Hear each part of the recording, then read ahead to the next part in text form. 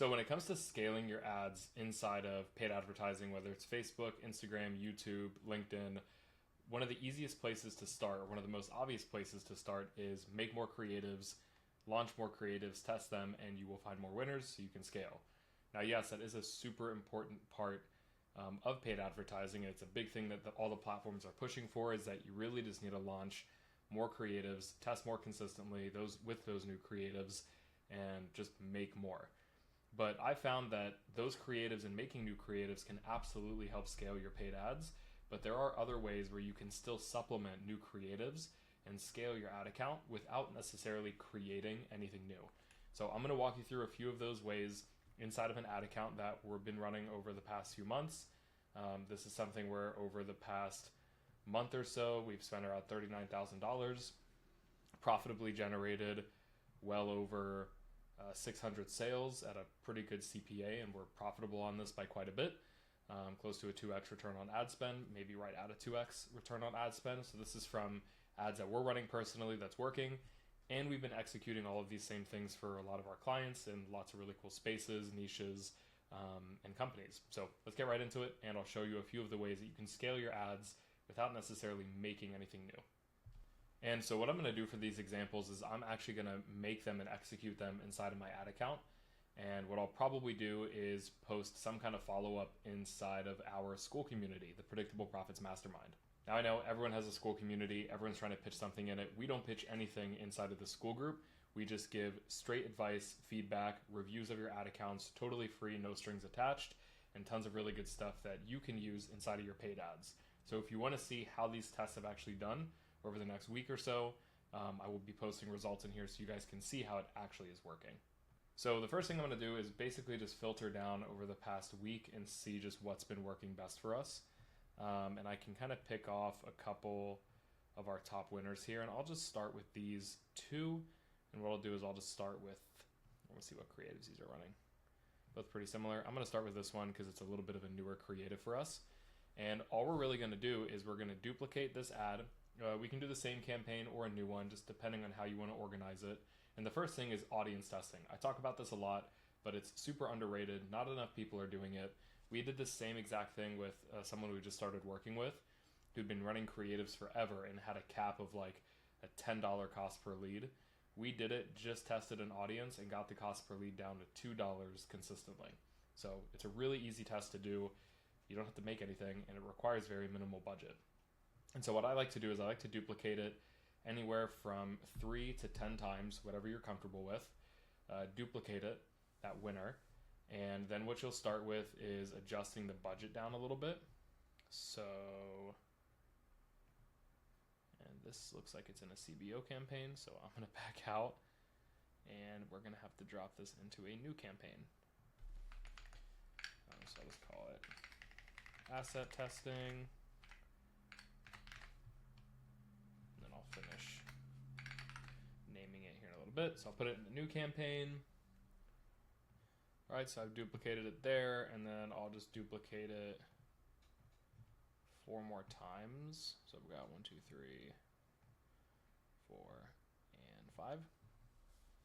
All right, and then for those, what I'll usually do is I'll set the budget fairly low, whatever you're comfortable with, but I usually do between $5 and $15 a day.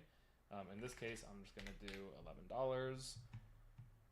Everything here is good. Now we'll go ad by ad, and we're basically just going to test a slightly different audience. So in this case, I'm just going to, the winner was women. I'll just do everyone. The next one, I'll do women, but I'll maybe add in some different interests. And how I like to go about interests is I'll click one, or I'll find one that I know has worked well for me in the past. Facebook then gives you a ton of suggestions, and then you can either pick off another few of them to get you to around 5, or just do a single interest, and that tends to work really well too.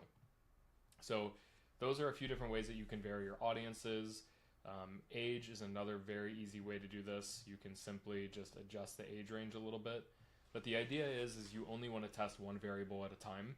So you don't want to go in here and change it to all and do an age range and do a different grouped interest, because it's not going to be as of a clean test as it could be. But you get the idea. It's a very simple way that you can test audiences simply just by, and test new things just by tweaking a few things at low budgets. You can get quick wins really, really fast.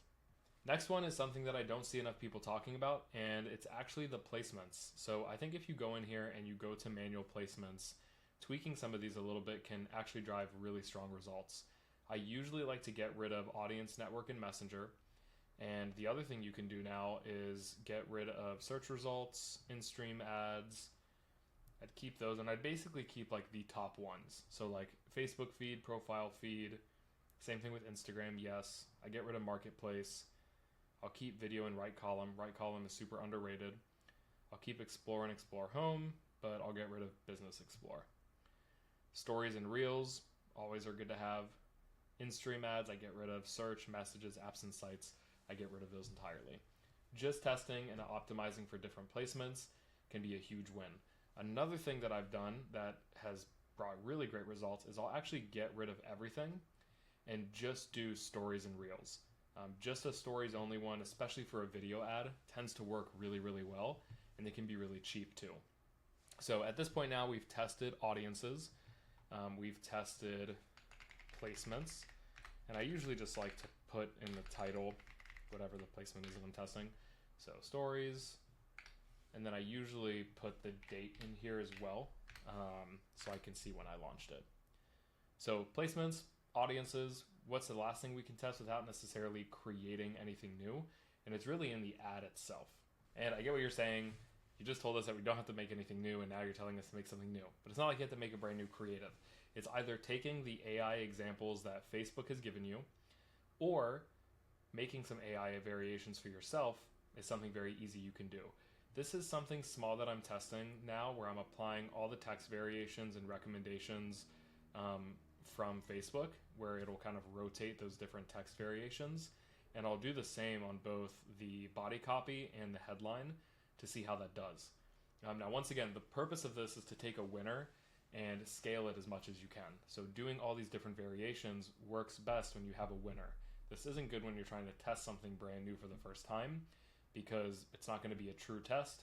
You're not going to know what really worked, what really didn't, and it just muddies the water on everything else. So doing these small tests are very easy ways where you don't necessarily have to make more, but you can also get really, really great results from testing these things. So I'll go ahead and publish these now. So we've got these 5 tests. I'll go ahead and publish them, and we're good to go. And like I said, if you want to see the results of these tests, join the Predictable Profits Mastermind. It's 100% free. It should be the first link in the description of this video. If you have questions, you can drop them there. Without further ado, that's everything for this video. I'll see you in the next one.